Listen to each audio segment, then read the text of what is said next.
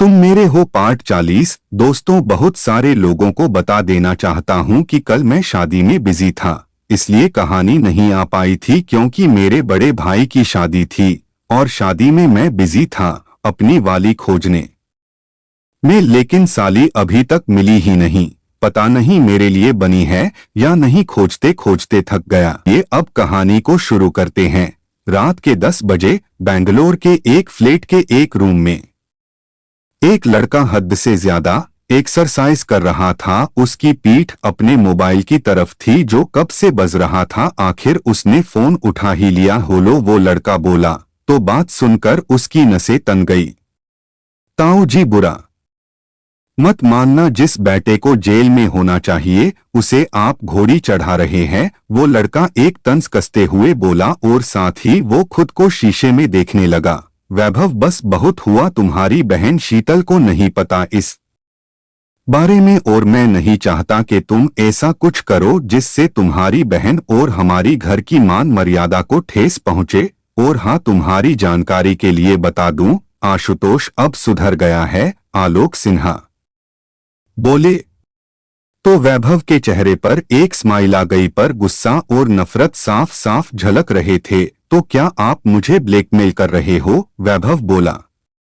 फिलहाल तो मैं यही कहूंगा कि तुम मामा बनने वाले हो और इस हाल में अगर उसे पता चला तो तू समझ सकता है पहले ही कितनी मन्नतों के बाद उसकी जिंदगी में ये दिन आए हैं। आलोक सिन्हा बोले तो वैभव गुस्से से भरकर, बस ताऊ, मैंने सबसे दूरी बना ली है तो मुझे धमकाने की जरूरत मत करें। अब ये वो वैभव नहीं है जो आपके कहे में आ जाए। वैभव बोला, ठीक है, तुम्हारी बहन कुछ दिनों में आ रही है, शायद 1 महीने में, फिर देखते हैं। और हाँ, विभोर को लेकर आना साथ। आलोक जी बोले और फोन रख दिया। वही वैभव ने गुस्से में आकर फोन को सामने के शीशे में देख मारा। बस बहुत हुआ, हर बार मैंने सहा है तो अब तुम सहोगे। अश्विन, ना बदलने से फितरत नहीं बदलती। जैसे तुम हो वो मुझसे बेहतर कौन जान सकता है। आ रहा हूं तेरी लंका में, पर तुम्हें जलाने। वैभव नफरत से उस टूटे हुए शीशे में खुद के अक्स को देख कर बोला। वो भी अंदर से ऐसे ही टूट चुका था। रात के करीब 12 बजे मेहर कबीर दोनों मुंबई पहुंच गए। जब कबीर ने देखा कि मेहर अब चुप ही नहीं कर रही तो रास्ते में ही कबीर ने मेहर को जबरदस्ती दवाई खिला दी। वो नींद की गोली थी जिसे कबीर ने मेहर पर गुस्सा करके खिलाया था। अभी भी मेहर नींद में थी, उसका सिर कबीर की गोद में था। कबीर बस उसके चेहरे को ही देख रहा था जो एकदम मुरझा गया था। अभी भी कुछ रास्ता बाकी था। अनाथालय पहुंचने में कबीर ने काफी हद तक पता कर लिया था कि आखिर ये सब कैसे हो गया। कल तक तो सब ठीक चल रहा था। कबीर खुद हर महीने अम्मा के अकाउंट में पैसे भेज रहा था कि दोनों को कोई भी तकलीफ ना हो। एक तरह से उसने सारा जिम्मा अपने सिर ले लिया था। कहने को परकर सब रवि रहा था। वो नहीं चाहता था कि मीनू को तकलीफ हो और उसके कहने पर कबीर ने अपना नाम ले लिया था ताकि अम्मा और मीनू कुछ बोल ना पाए। तो फिर चुप कहाँ हो गई। अब जो भी था वो वहां जाकर ही पता चलना था। कुछ 1 घंटे बाद ड्राइवर ने गाड़ी रोक दी तो कबीर अपनी सोच से बाहर निकला। सामने ही अनाथालय था। वहां पर कुछ तो गलत था जो कबीर ने अंदर बैठे ही देख लिया था। वो धीरे से बाहर आया और फिर मेहर को भी बाहों में उठ लिया और अंदर की तरफ बढ़ने लगा। जैसे जैसे वो अंदर आ रहा था उसकी आंखें फैल रही। अभी ऐसा लग रहा था जैसे कोई जंग की गई हो। सब सामान अस्तव्यस्त पड़ा हुआ था, यहाँ तक कि पिलर दीवारों पर भी तोड़ फोड़ दिख रही थी। कबीर ने उस बिल्डिंग के अंदर पैर रखा तो एक पल के लिए वही रुक गया। ऐसा कोई भी कमरा नहीं था जिसका दरवाजा टूटा हुआ नहीं था। कबीर ने मेहर को एक रूम में लिटाया और जल्दी से बाहर आया और धीरे धीरे आगे बढ़ने लगा।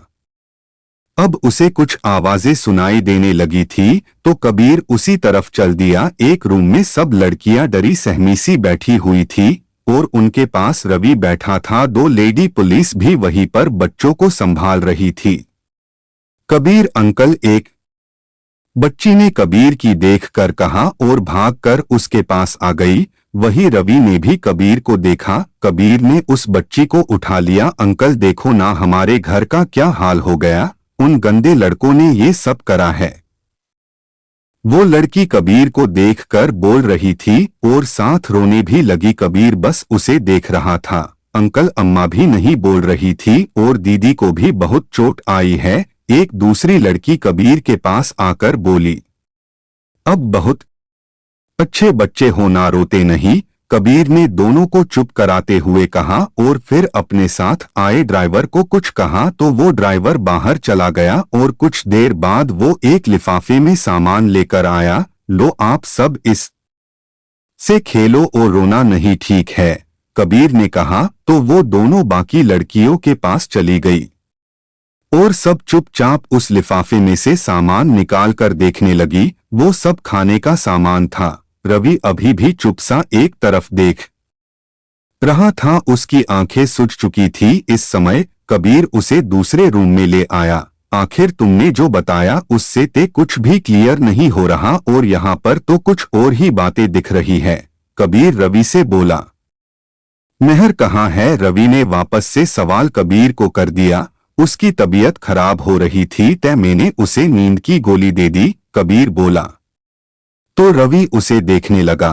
मीनू की अपने कोचिंग जाते समय रास्ते में एक लड़के से कुछ बहस हो गई थी। रवि ने एक गहरी सांस ली तो कबीर उसे देखने लगा। फिर क्या हुआ? कबीर बोला। ये कुछ 15 दिन पहले की बात थी, पर उस दिन से वो लड़का मीनू को डोट परेशान करने लगा था। तो पहले मीनू खुद ही उससे निपटती रही, पर जब बात आगे बढ़ी तो मीनू ने जो लड़के यहाँ पर रहते हैं बॉडीगार्ड, उनसे मदद ली और उसे डरा धमका दिया। कुछ दिनों तक तो सब ठीक रहा, लेकिन कल दोपहर को वो लड़का कुछ 10-12 लड़कों के साथ आया और ये सब करा। बोलते हुए रवि चुप कर गया। बॉडीगार्ड कहाँ थे? कबीर बोला। वो भी उनके आगे टिक ना सके, उनके पास हथियार थे। एक की हालत अभी सीरियस है और दूसरा मीनू के साथ है, रवि बोला। और इस सब में अम्मा? बोलते हुए रवि फिर से चुप कर गया। कबीर ने रवि को गले से लगा लिया। रवि अब खुद को रोक नहीं पाया और रोने लगा। डॉक्टर बोल रहे हैं कि मीनू के बारे में अभी वो कुछ नहीं कह सकते, चोटें बहुत गहरी आई है, तो कुछ करना, उसे होश में ले आ। रवि कबीर को देखकर बोला। पागल हो गया है क्या? संभाल खुद को, और कुछ नहीं होगा। मीनू को इस समय हमें अम्मा को वापस लेकर आना है, जो अभी भी हॉस्पिटल में है, कबीर रवि से बोला। तो रवि ने अपनी आंखें साफ की। सुबह के समय मेहर की आंख खुली तो खुद को रूम में पाकर वो हैरान हो गई। उसे रात की बात याद आई तो उसने उस रूम को ध्यान से देखा। ये उसी का रूम था। अनाथालय में वो इसी रूम में तो रहती थी। वो जल्दी से उठी और बाहर की तरफ भागने लगी। तो जैसे ही वो आंगन में आई तो सामने ही सफेद कपड़े में लिपटी हुई अम्मा का चेहरा दिखा। मेहर एकदम से पास आकर बैठ गई और उनको एकटक देखने लगी। वही रवि और कबीर जो एक तरफ खड़े थे और बाकी के सब लोग सफेद कपड़ों में बैठे थे। रेस्टोरेंट के अंकल भी वहीं पर मौजूद थे। तो वो आगे आए और मेहर के सिर पर हाथ रख दिया। मेहर ने एक बार उनको देखा और फिर अम्मा को। मेहर, अम्मा हमें छोड़कर चली गई, अंकल बोले। तो मेहर फफक कर रो पड़ी और अंकल के गले लग गई। मेहर बहुत देर तक ऐसे ही रोती रही तो कबीर आगे आया और उसने मेहर का चेहरा अपनी तरफ करा। बस मेहर, बहुत हुआ, चुप हो जाओ, कबीर ने मेहर के आंसू साफ करते हुए कहा। मीनू कहाँ है? वो दिखाई नहीं दे रही, कही। मेहर ने वैसे ही भरी भरी आंखों से कबीर को देख कर कहा। वो ठीक है, बस अब और रोना नहीं है, कबीर बोला। तभी वहां पर बच्चियां आ गई और मेहर के गले लग गई। सब लड़कियां रो रही थी। अम्मा ही तो थी जिन्हें वो सब कुछ मानती थी, आज वो भी उन्हें छोड़कर चली गई थी। शाम के समय कबीर और रवि दोनों ही अंतिम संस्कार करके वापस आए तो सामने ही मेहर मिल गई। मीनू कहाँ है? मुझे अभी उसके पास जाना है, मेहर बोली। तो कबीर ने उसे हाँ कर दी और मेहर को साथ लेकर चल दिया। वहीं मेहर कबीर को ही देख रही थी कि आखिर कबीर उसे लेकर कहाँ जा रहा है। कुछ ही देर में दोनों उसी रूम के बाहर खड़े थे। यहाँ पर मीनू मशीनों में घिरी लेटी हुई थी। मेहर तो बस उसे देखती ही रह गई। मीनू, मेहर धीरे बोली। इस समय कबीर और मेहर शीशे की दीवार के पास खड़े थे। 1 घंटे से मेहर वही खड़ी मीनू को ही देख रही थी और कबीर उसे देख रहा था। मेहर, चलो अब, कबीर बोला तो मेहर ने नामे सिर हिला दिया। प्लीज मेहर, चलो, कबीर बोला तो मेहर ने फिर नामे सिर हिला दिया। कबीर ने मेहर को कंधों से पकड़ा और अपनी तरफ घुमा दिया। मेहर, चलो, बहुत हुआ, वो बोला। क्या हुआ? कुछ भी तो नहीं हुआ। एक अकेली लड़की दिखी नहीं के चल पड़े सब उसे सबक सिखाने, क्योंकि वो एक लड़की है इसलिए ऊपर से अकेली भी। मेहर अपने में ही बोली जा रही थी, उसे होश भी नहीं था। कबीर एक टक मेहर को देखता ही रह गया। मेहर ने कबीर को देखा जो उसे ही देख रहा था। आप खुद को कबीर चौहान बुलाते हो ना, तो मुझे मेरी बहन और अम्मा के कातिल अपने सामने चाहिए, मेहर बोली। कबीर बस मेहर को देख रहा था, जिसे आज अपना दुख कम और मीनू का दुख ज्यादा लग रहा था। कर सकते हैं आप ये? कबीर चौहान बोलते हो ना? बोलो, मेहर वैसे ही बोली तो कबीर ने मेहर की आंखों में देखते हुए, हाँ बिल्कुल कर सकता हूँ मैं, वो बोला और मेहर का हाथ पकड़कर उसे बाहर ले गया। उसी समय रवि आया और वो मीनू के रूम के बाहर बैठ गया। रात के अंधेरे में एक कार सुनसान से इलाके में कार रुकी और उसके आगे पीछे ही 4 कारें और रुकी। बीच वाली कार से कबीर निकला और दूसरी तरफ से मेहर वो अपने आसपास देखने लगी। ये सब हमेशा से ही मेरे साथ रहते हैं, कबीर मेहर को देखकर बोला और मेहर का हाथ पकड़कर उसे ले जाने लगा। उस अंधेरे सुनसान से इलाके में कुछ देर चलने के बाद सामने एक बहुत प्यारा सा घर दिखने लगा। कबीर वैसे ही मेहर का हाथ पकड़े चलता हुआ आगे आया कि तभी एक लड़का जो कबीर मेहर के पीछे पीछे चल रहा था, उसने आगे आकर दरवाजा खोल दिया और कबीर वैसे ही मेहर का हाथ पकड़े अंदर चला गया। और वो सब लड़के जो गिनती में 8 थे, 2 दरवाजे पर और बाकी कबीर के पीछे पीछे अंदर चले गए। उसने आगे आकर दरवाजा खोल दिया और कबीर वैसे ही मेहर का हाथ पकड़े अंदर चला गया।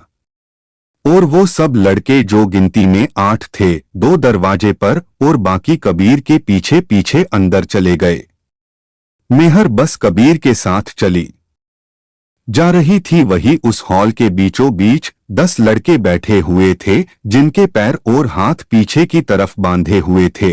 कबीर ने मेहर को उन सब के आगे खड़ा कर दिया तो मेहर कबीर को देखने लगी। लो, गुनाहगार मीनू के अम्मा के कबीर चौहान कर सकता है, सब कर सकता है, बस बोलने की देर है। कबीर एक टक मेहर की आंखों में देखते हुए बोला। वही मेहर हैरानी से कबीर को देख रही थी, उसकी आंखें लाल हो रखी थी। ठीक वही कबीर जो मेहर को पहले मिला था। तुम दोनों को रोमांस करना है तो करो, पर हमें क्यों पकड़ कर रखा है? उनमें से एक लड़का बोला। तो कबीर ने सर्द आंखों से उसे देखा। क्या बोला? फिर से बोल। कबीर ने उसका गला पकड़ लिया। वो अपने में नहीं था इस समय। यही कि तुम दोनों को रोमांस करना है, करो, हमें कोई दिक्कत नहीं है, पर हमें तो खोल दो। बिना बात के पकड़ कर रखा है, एक और लड़का बोला। नहीं छोड़ूंगा, क्या करोगे? कबीर उसे देखकर बोला, पर पहले लड़के का गला नहीं छोड़ा बल्कि उसे और दबाता जा रहा था। वो लड़का छटपटा रहा था पर कबीर को कोई फर्क नहीं पड़ रहा था। बोल, क्या करेगा? कबीर फिर से उस दूसरे लड़के से बोला, जो अब कबीर को इतने गुस्से में देखकर डर गया। वो मर जाएगा, उसे छोड़ दो। वो लड़का डर से बोला। अच्छा, बहुत फिक्र है इसकी। तो कल जिस औरत को मारा, जिस लड़की को मारा, उस समय नहीं सोचा कि क्या कर रहे हो? कबीर ने अपनी पकड़ उसके गले पर और मजबूत करते हुए कहा। तो वो अब बस एक जगह सधिर सा हो गया। कबीर ने एक नजर उसे देखा और उस लड़के का गला छोड़ दिया। वो जमीन पर औंधे मुंह जा गिरा, जिसे देखकर वहां के बाकी लड़के डरकर कांपने लगे। क्यों, अभी तो एक ही गया है और डर गए। कबीर उनको देखकर बोला, देखो बॉस, हमने कुछ नहीं किया, वो लड़की ही हमारे रास्ते में आ रही थी, हम तो बस वहां पर आती जाती लड़की पर कमेंट कर रहे हैं। एक और लड़का बोला।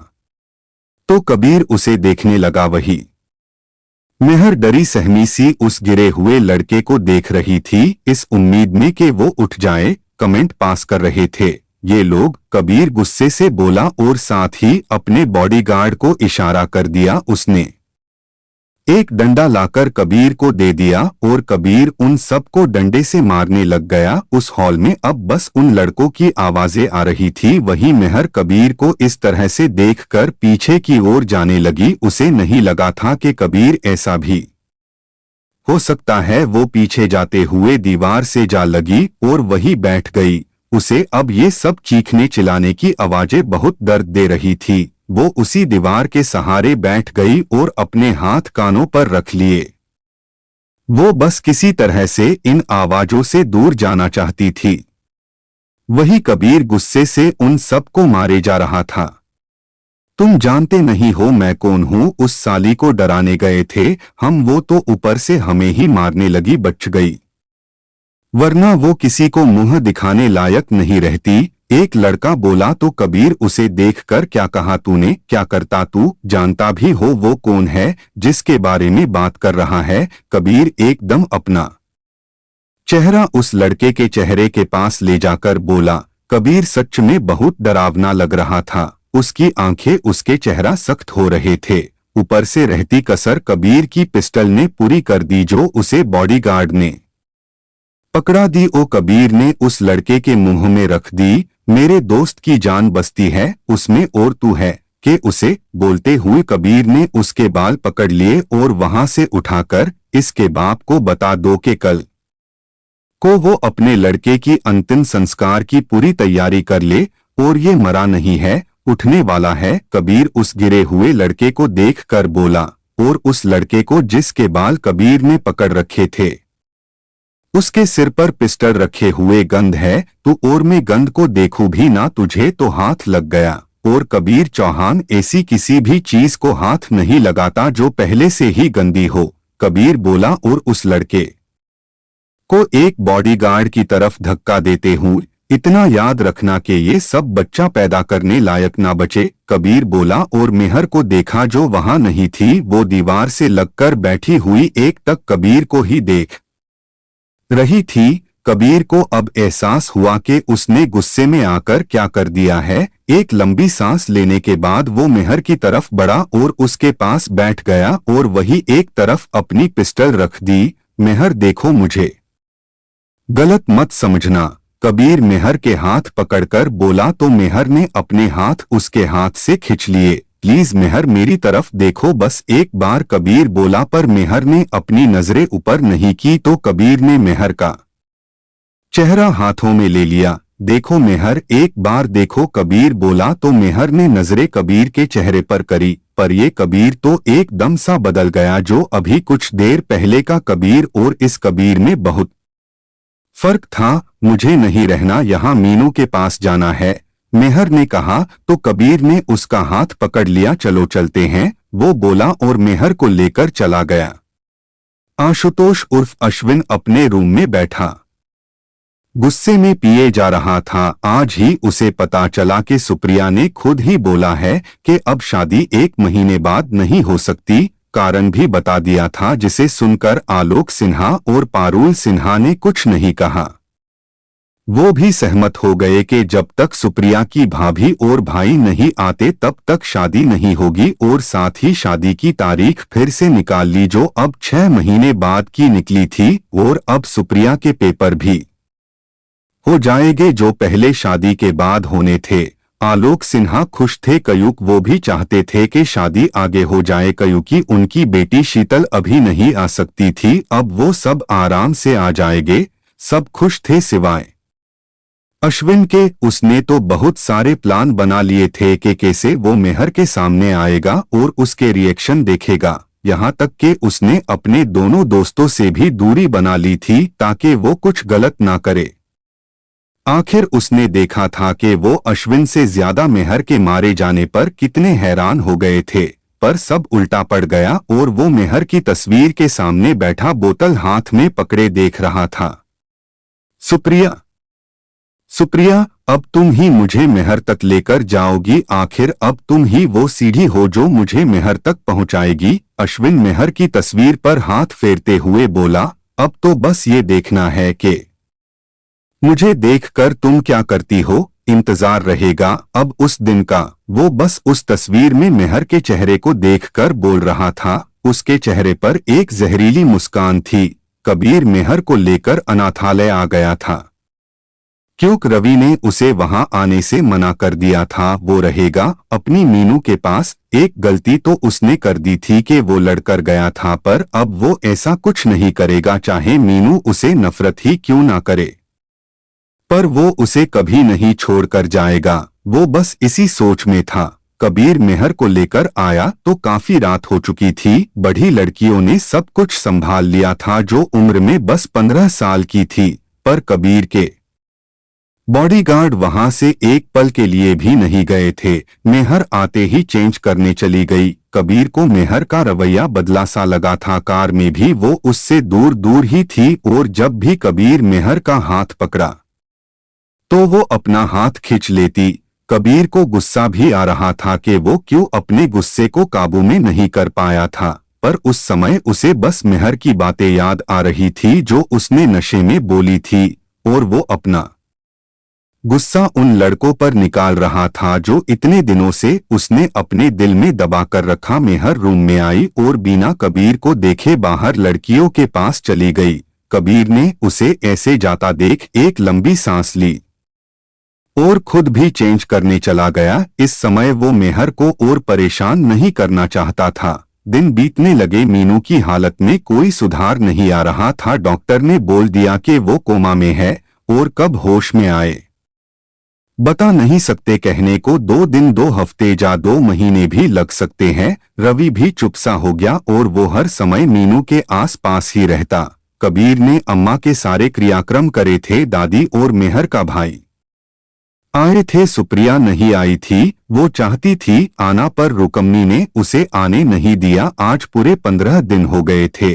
मेहर ने कबीर से बात नहीं की थी। वही सब लड़कियां वहां अनाथालय के गार्डन में खेल रही थी। कबीर आया और सबको अपने पास बुला लिया। बच्चों, आज से आप सब मुंबई के सबसे बड़े स्कूल में पढ़ेंगे। कबीर बोला तो सब लड़कियां उसे देखने लगी। पर अंकल, हमें यही रहना है, वहां पर तो हम अलग अलग हो जाएंगे। एक लड़की बोली, नहीं बच्चे, आप सब वहां पर भी एक साथ ही रहेंगे। कबीर बोला, और हाँ, आपको अब पढ़ाई पर ध्यान देना है, अम्मा यही चाहती थी ना। कबीर बोला तो सब लड़कियों ने हाँ में सिर हिला दिया। चलो आप सब अपने अपने बैग पैक कर लो, जो जरूरी सामना हो, बाकी सब तैयारी हो चुकी है। कबीर बोला तो सब लड़कियां अपने कमरों में चली गई। वही मेहर जो ये सब देख रही थी, वो बिना कुछ बोले चली गई। कबीर उसे देखता ही रह गया। उसे लगा कि आज तो मेहर कुछ बोलेगी, पर मेहर कुछ नहीं बोली। मैं तो ऐसा ही हूं मेहर, पर तुम क्यों मुझसे बात नहीं कर रही? कबीर खुद से ही बोला।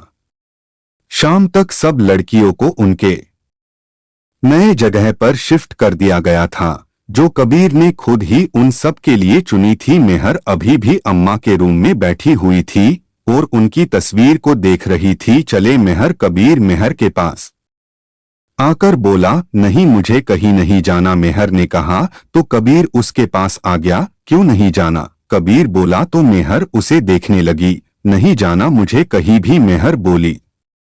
क्यों? कबीर बोला। तो मेहर बिना कुछ कहे वहां से जाने लगी। कबीर ने मेहर का हाथ पकड़कर उसे अपने पास खींच लिया। क्या हुआ मेहर, तुम ऐसे क्यों कर रही हो? आखिर बात क्या है? मुझसे बात क्यों नहीं कर रही हो तुम? कबीर मेहर को देखकर बोला। वही मेहर अपना हाथ छुड़ाने की कोशिश करने लगी। मेरी तरफ देखो, कबीर गुस्से से बोला। उसे आज बात करनी थी मेहर से, आखिर वो उससे बात क्यों नहीं कर रही? तो मेहर एकदम से उसे देखने लगी। क्या हुआ, तुम ऐसे बिहेव क्यों कर रही हो? कबीर ने गहरी सांस लेते हुए कहा, आपने उनको मार दिया। मेहर ने रुक रुक कर धीरे से कहा। मेहर के दिल से वो बात नहीं जा रही थी। कैसे कबीर ने उस लड़के का गला दबाया था? क्या मुझे नहीं मारना चाहिए था? कबीर ने कहा तो मेहर उसे देखने लगी।